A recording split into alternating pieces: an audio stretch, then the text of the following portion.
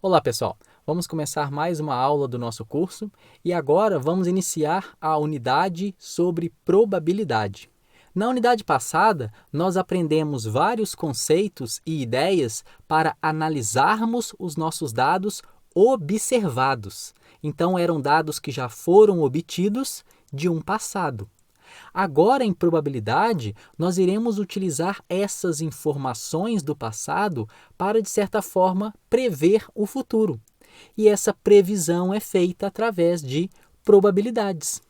E uma pergunta que surge com frequência é: se temos tantos problemas interessantes atualmente, por que então ficamos lançando moedas, lançando dados, ou seja, utilizando exemplos de brinquedo ao invés de aplicar em situações reais? E a resposta é muito simples: para que a gente desenvolva as percepções por detrás dos problemas. Se nós incluirmos o problema de probabilidade com uma aplicação real, atual, ficará muito confuso para o aluno não somente entender a situação real, mas também a aplicação em termos probabilísticos. Então, evitamos exemplos muito complexos para que o foco se concentre somente em entender a parte probabilística. E a ideia desse curso é que, ao final, vocês tenham condições, por exemplo, de ler um artigo como esse. Não produzi-lo, mas compreender tudo o que está sendo dito ali dentro em termos de probabilidade. Por exemplo, as distribuições que estão sendo colocadas, os gráficos, as probabilidades, etc. Ou esse, que também envolve probabilidade aplicado em outras áreas, e a ideia é que vocês consigam, por exemplo, compreender o que está sendo apresentado nestes dois gráficos, que são probabilidades, nesse caso, acumuladas. E para justificar um pouco mais essa utilização de um exemplo de brinquedo, veja esse exemplo que eu vou apresentar agora. É o lançamento de um dado e a pergunta é: qual a probabilidade de sair o número 5 em um lançamento de dado? Ora, Eduardo, isso é muito simples. É 1/6. Exatamente. É 1/6 a partir do momento que você tem 6 possibilidades. Então, isso já é uma suposição que deve ser feita. Além disso, cada uma dessas possibilidades tem igual probabilidade. Então, veja que um simples exemplo, existe várias informações que devemos considerar para calcular uma probabilidade. Então, estaríamos neste cenário da tabela. As faces variam de 1 a 6 e estamos considerando que todos têm a mesma probabilidade de sair. Nesse caso, estamos diante de uma probabilidade teórica, porque estamos assumindo uma noção absoluta do universo e sabemos exatamente as probabilidades associadas a cada um dos nossos eventos.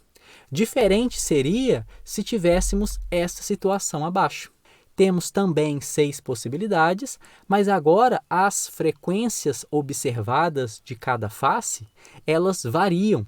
Em outras palavras, a probabilidade de sair o número 1, por exemplo, é diferente de sair o número 3. E nesse caso estamos diante de um outro tipo de probabilidade. É a probabilidade frequentista, baseado nas frequências observadas de eventos passados. Então aqui já aprendemos dois conceitos fundamentais, que é a probabilidade teórica, que se baseia em uma informação teórica sobre o fenômeno, ou a probabilidade frequentista, que se baseia em frequências passadas observadas. E a unidade anterior que nós estudamos é muito útil para o cálculo de probabilidades frequentistas, porque temos um histórico de eventos ocorridos e, a partir desse histórico ou através de tabelas de frequência, conseguimos associar probabilidades dos nossos eventos futuros. Veja, por exemplo, qual seria a previsão para os próximos 15 dias? Se fôssemos fazer essa probabilidade, poderíamos utilizar uma probabilidade teórica, assumindo, por exemplo, que a chance de chover é 50%, independente das outras condições. ou uma probabilidade frequentista, que se baseia, por exemplo, no histórico de chuva em anos anteriores no dia que estamos analisando.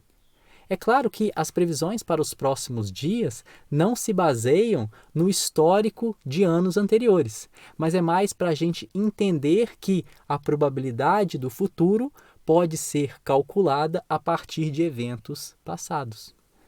Então, um modelo probabilístico precisa essencialmente de duas informações.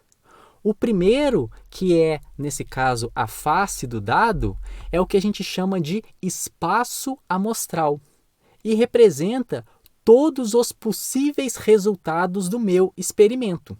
Então, se estamos diante de um lançamento de um dado somente, temos 6 possibilidades quando consideramos que o dado tem 6 faces.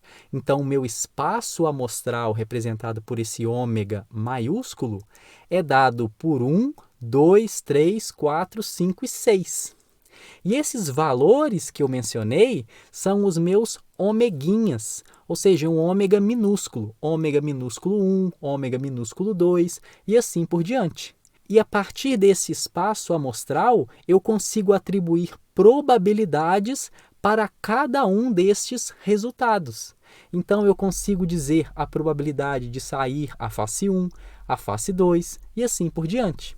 E essa determinação é dada pela frequência teórica ou frequência observada, que é, de fato, atribuir uma probabilidade para cada evento que eu observei no meu espaço amostral. Então, por isso que a gente representa por esse P de probabilidade, entre parênteses, um ômega minúsculo, que é a probabilidade de sair o 1, a probabilidade de sair o 2, e assim por diante. Então, na primeira linha da minha tabela, eu tenho o espaço amostral e na segunda linha eu tenho as probabilidades associadas a cada um dos resultados do meu espaço amostral. Vamos ver mais exemplos sobre espaços amostrais. Nesse caso, estamos em uma linha de produção e conta-se o número de peças defeituosas em um intervalo de 1 hora. Quais são os resultados possíveis? Ora, Eduardo, poderia ter 0 peças defeituosas, 1 peça defeituosa e assim por diante. Então, o meu espaço amostral ômega maiúsculo é representado por 0, 1, 2. Então, esses números são os meus ômegas minúsculos, são os resultados possíveis do meu experimento. E isso pode ser reescrito de uma forma mais enxuta através dessa representação. Outro exemplo. Investigam-se famílias com 2 crianças, anotando-se a configuração segundo o sexo. Então, o meu resultado pode ser homem e homem, homem e mulher, mulher com homem ou mulher e mulher. Porque o meu experimento é pegar 2 crianças e avaliar o sexo das 2. Então, a configuração passa a ser ou FF, ou FM, MF ou MM. Então, são 4 possíveis resultados, que reescrevendo matematicamente, poderíamos representar dessa forma. É a entrada I e J, tal que I e J pertence ao feminino ou ao masculino. É uma forma um pouco mais condensada de representar o que vimos anteriormente. Mais um exemplo. Considere o experimento que consiste em retirar uma lâmpada de um lote e medir o seu tempo de vida até queimar. Nesse caso, o tempo de vida da lâmpada poderia ser de 0 horas, 0,5 horas, 3 horas, 10, etc. Então, o meu espaço amostral ele é contínuo, que eu represento por esse T pertencente aos reais, no caso positivos, porque não faz sentido termos tempo negativo. Então veja que curioso, nos 2 primeiros exemplos tivemos espaços amostrais discretos e no terceiro exemplo um espaço amostral contínuo. E é extremamente importante definirmos o nosso espaço amostral, porque é a partir dele que vamos construir as probabilidades. Então, o processo é esse: definir o espaço e depois probabilidades associadas a cada um destes resultados. Então, temos espaço amostral discreto ou contínuo. No caso discreto, poderia ser, por exemplo, dias até a entrega da encomenda. O número de dias é considerado discreto e ele pode variar de 0, 1, 2, etc. Então é um espaço amostral, os resultados são esses números que eu mencionei e eles são, nesse caso, todos positivos. E matematicamente seria esse ômega maiúsculo, que refere-se ao conjunto 0, 1, 2 e assim por diante. Nesse caso, o espaço amostral ele é infinito, porque teoricamente ele poderia assumir qualquer valor dentro dos naturais. Um outro espaço amostral é o caso contínuo, em que a minha variável de estudo, o resultado meu de interesse, ele é contínuo, ele não é mais discreto. Por exemplo, o tempo até a chegada do próximo ônibus. A variável que eu estou estudando é o tempo, e esse tempo pode assumir qualquer valor dentro dos reais positivo. Então, estamos aprendendo o espaço amostral e percebendo que temos dois tipos de espaços amostrais, o discreto e o contínuo. De forma mais específica, o espaço amostral discreto contém um número finito ou enumerável de elementos. Outros exemplos: número de turistas em uma estação. Não existe 1,5 turistas, é sempre um valor discreto, nesse caso positivo. Ou ainda, quantidade de arremessos em uma partida de basquete. Temos valores discretos, que nesse caso também são positivos. Mas veja, o espaço amostral não necessariamente assume somente valores positivos. E o caso contínuo é quando os possíveis resultados eles são infinitos. Por exemplo, quantidade de chuva em um dia. Isso pode variar de 0, quando não chove, até mais infinito. Ou ainda, direções que um animal se movimenta. Ele pode variar de 0 a 360 graus.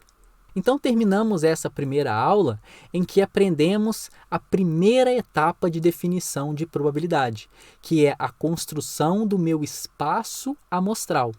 E na aula que vem faremos mais um passo, que é definir probabilidades para cada resultado do meu espaço amostral.